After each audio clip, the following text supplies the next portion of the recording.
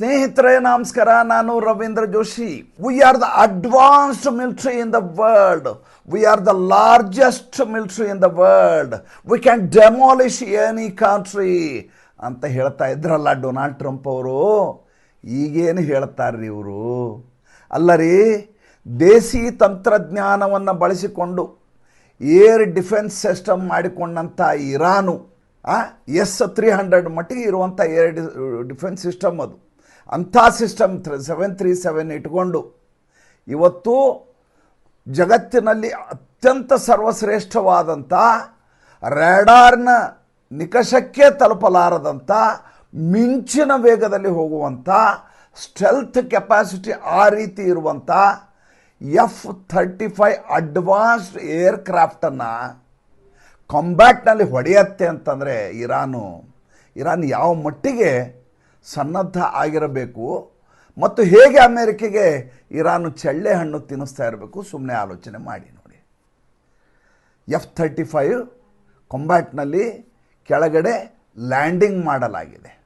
ಯಾವ ರೀತಿ ಅದರ ಮೇಲೆ ದಾಳಿ ಮಾಡ್ತು ಅಂತಂದರೆ ಇರಾನು ತಲ್ಲಣಿಸಿ ಹೋಗಿದೆ ಅಮೇರಿಕ ಇದೊಂದೇ ವಿಷಯದಲ್ಲ ಅಲ್ಲ. ಮೊನ್ನೆ ಸೌತ್ ಪಾರ್ಸ್ ಮೇಲೆ ದಾಳಿ ಮಾಡಿದರು ಇಸ್ರೇಲ್ನವರು.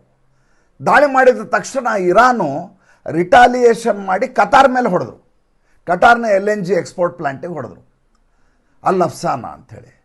ಯಾವಾಗ ಸ್ವತಃ ಈ ರೀತಿಯಾದಂಥ ತೈಲ ನಿಕ್ಷೇಪಗಳ ಮೇಲೆ, ತೈಲ ಸಂಗ್ರಹಾಗಾರದ ಮೇಲೆ, ತೈಲ ರಫ್ತು ಕೇಂದ್ರದ ಮೇಲೆ ದಾಳಿ ಆಗಲಿಕ್ಕೆ ಶುರುವಾಯಿತು, ಮೊಟ್ಟ ಮೊದಲು ಇದರ ಕುರಿತು ಚಿಂತಿತರಾದ ವ್ಯಕ್ತಿ ಅಮೇರಿಕ, ಡೊನಾಲ್ಡ್ ಟ್ರಂಪ್ ತಕ್ಷಣ ತಮ್ಮ ಟ್ರೂತ್ ಸೋಷಲ್ಸಲ್ಲಿ ಮೆಸೇಜ್ ಹಾಕ್ತಾರೆ, ಈ ರೀತಿಯಾದ ದಾಳಿಯನ್ನು ಇಸ್ರೇಲು ಇರಾನ್ನ ಸೌತ್ ಪಾರ್ಸ್ ಮೇಲೆ ಮಾಡಿದೆ ಅಂತ ನನಗೆ ಗೊತ್ತೇ ಇರಲಿಲ್ಲ.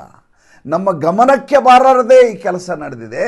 ಇನ್ನು ಮುಂದೆ ನಾವು ಯಾವುದೇ ರೀತಿಯಾದಂಥ ಈ ನಿಮ್ಮ ತೈಲ ನಿಕ್ಷೇಪಗಳ ಮೇಲೆ, ತೈಲ ಸಂಗ್ರಹಗಾರದ ಮೇಲೆ ದಾಳಿಯನ್ನು ಮಾಡೋದಿಲ್ಲ. ಮತ್ತು ಅದರ ಕೆಳಗಡೆ ಒಂದು ಲಾಸ್ಟ್ ಲೈನಿಗೆ ಧಮಕಿ, ನೀವೇನಾದರೂ ನಮ್ಮ ಮೇಲೆ ದಾಳಿ ಮಾಡಿದರೆ ನಾವು ನಿಮ್ಮನ್ನು ಬಿಡೋದಿಲ್ಲ. ಇದನ್ನು 20 ದಿವಸದಿಂದ ಈ ಡೊನಾಲ್ಡ್ ಟ್ರಂಪ್ ಹೇಳ್ತಾನೆ ಇದ್ದಾರೆ.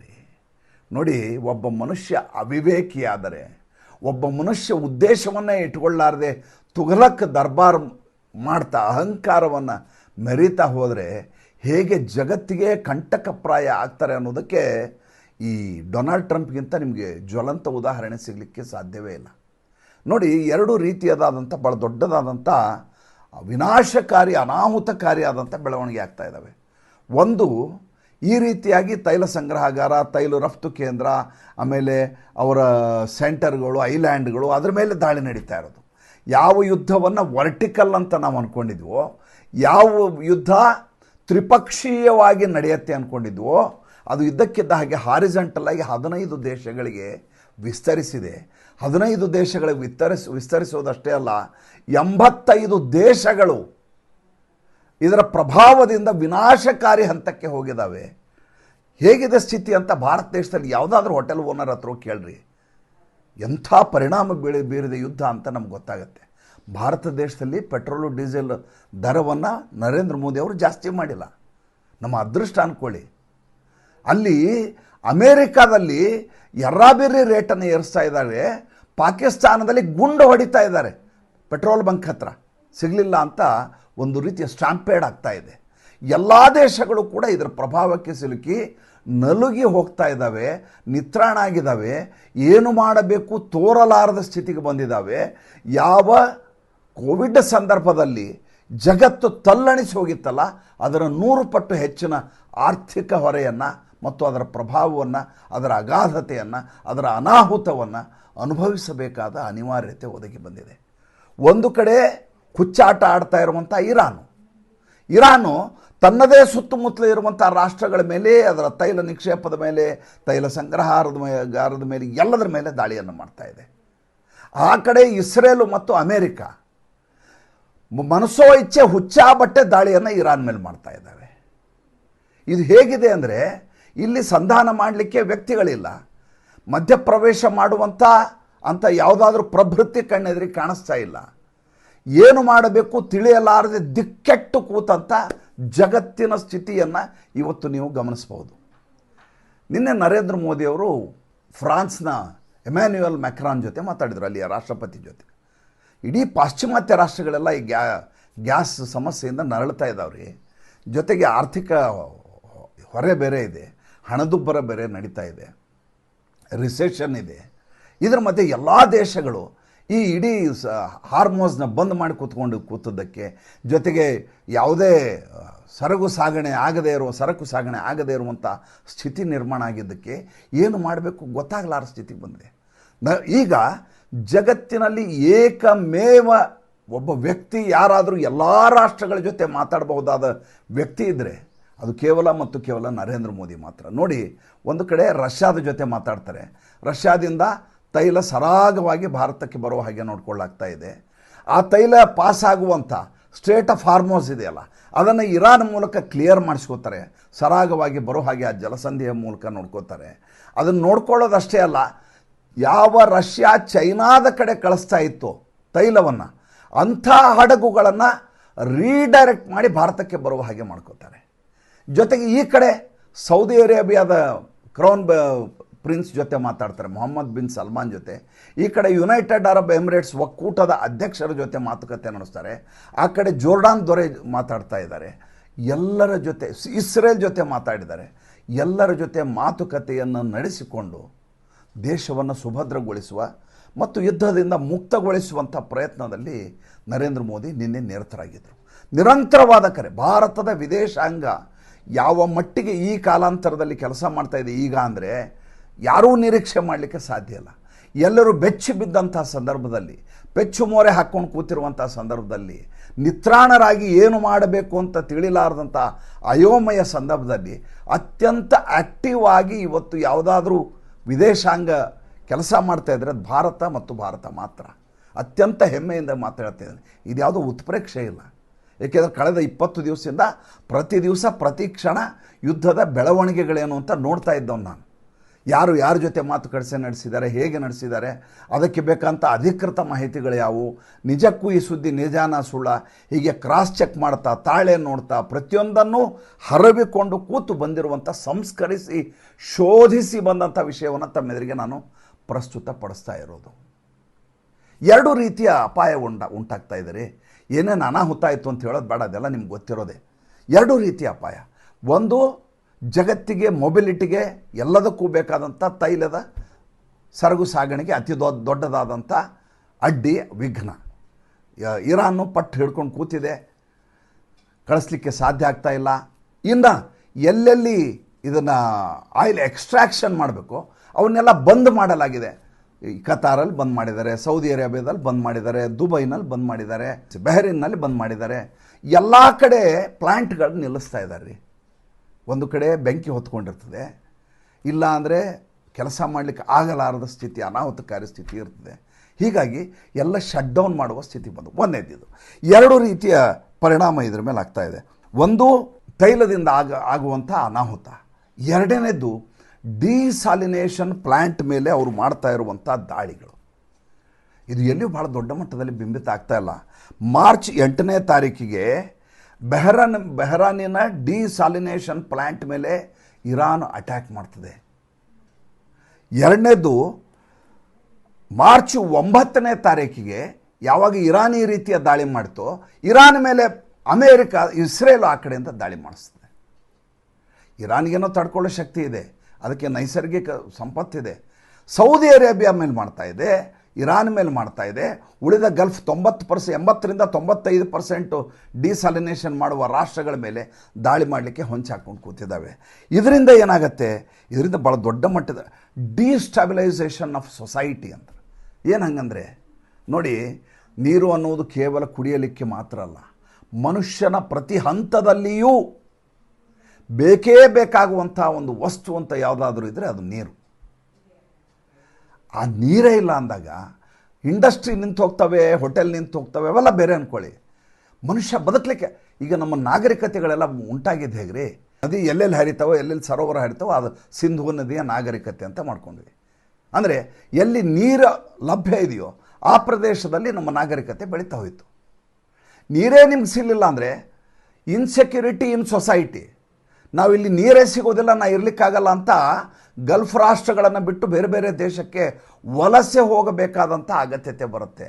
ಆ ಹಂತಕ್ಕೆ ಬಂದು ನಿಂತಿದೆ. ಈಗಾಗಲೇ ಅಲ್ಲಿರುವಂಥ 90 ಲಕ್ಷ ಭಾರತೀಯರೇನಿದ್ದಾರೆ ಅವರು ಕೆಂಡದುಂಡೆಯ ಮೇಲೆ ಕೂತಿರುವ ಹಾಗೆ ವಿಲಿ ಒದ್ದಾಡ್ತಾ ಇದ್ದಾರೆ. ಇರೋದು ಹೇಗೆ, ಇಲ್ಲದೆ ಇರೋದು ಹೇಗೆ, ಕಾಪಾಡತ್ತೆ ಗಲ್ಫ್ ರಾಷ್ಟ್ರಗಳು ನಮ್ಮನ್ನು ಕಾಪಾಡ್ತವೆ ಅನ್ನುವಂಥ ನಂಬಿಕೆ ಒಂದು ಕಡೆ, ಇರಾನ್ ಇನ್ನಿಲ್ಲದ ಹಾಗೆ ಕ್ಷೋಭೆ ಉಂಟು ಮಾಡಿದರೆ ಹೊರಟೆ ಹೋಗಬೇಕಾದಂಥ ಅನಿವಾರ್ಯತೆ ಬಂದ್ಬಿಡುತ್ತೆ ಅನ್ನುವಂಥ ಸಂದಿಗ್ಧ ಇನ್ನೊಂದು ಕಡೆ. ಆ ಒಂದು ರೀತಿಯಾದಂಥ ಅಯೋಮಯ ಸ್ಥಿತಿ, ಹಳವಂಡ ಸ್ಥಿತಿಯಲ್ಲಿ ನಮ್ಮಿಂದ ಹೋದಂಥ ಭಾರತೀಯರಿದ್ದಾರೆ. ಎರಡನೇದು, ಅಲ್ಲಿರುವಂಥ ಶೇಖ್ಗಳು, ಅಲ್ಲಿರುವಂಥ ಸ್ಥಳೀಯರೇನಿದಾರಲ್ಲ ಅವರು ಇಡೀ ತಮ್ಮ ಬದುಕನ್ನೇ ಆ ದೇಶವನ್ನು ಕಟ್ಲಿಕ್ಕೆ ಮಾಡ್ಕೊಂಡಿದ್ದಾರೆ.